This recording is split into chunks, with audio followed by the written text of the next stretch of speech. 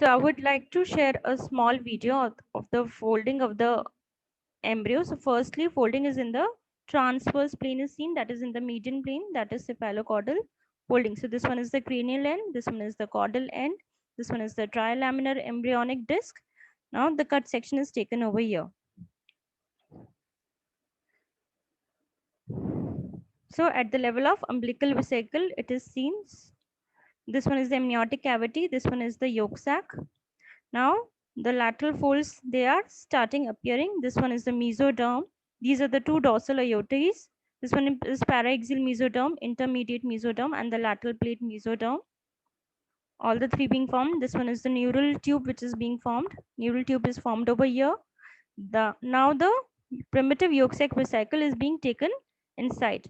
Now you can see these are the approaching to ectodermally lined amniotic cavity, taking the folds which are the amniotic cavity which is lined by the somatopleuric mesoderm. So these two folds, they are approaching each other into the midline, and since they are approaching, a part of the midgut is taken inside the embryo. Now this is the intraembryonic coelomic cavity has been formed. Finally, you can see the folds are approaching inside. The tube within a tube model will be formed. This one is the vitellointestinal duct. Now the craniocaudal folding. So over here you can see at the cranial end, the lateral folds. You can see this one is the neural tube has been formed, and again this one is the, because it is cranial end, so this is the foregut.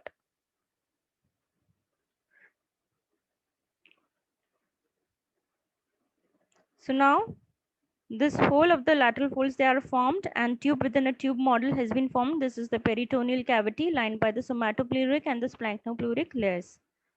Now the folding in the sagittal plane. So this one is the cephalocaudal folding will be seen. This one is the allantois.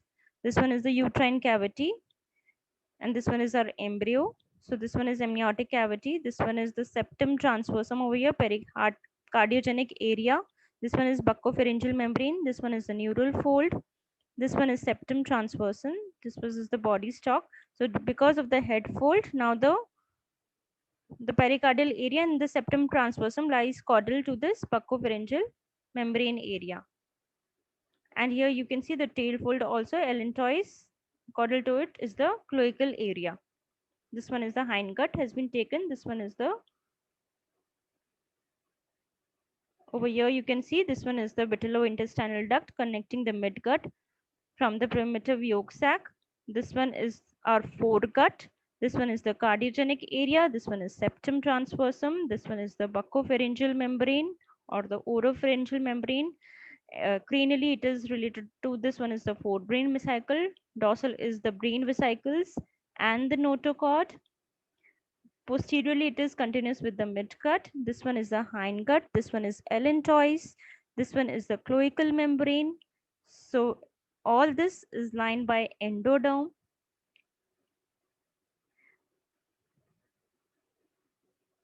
So that's all.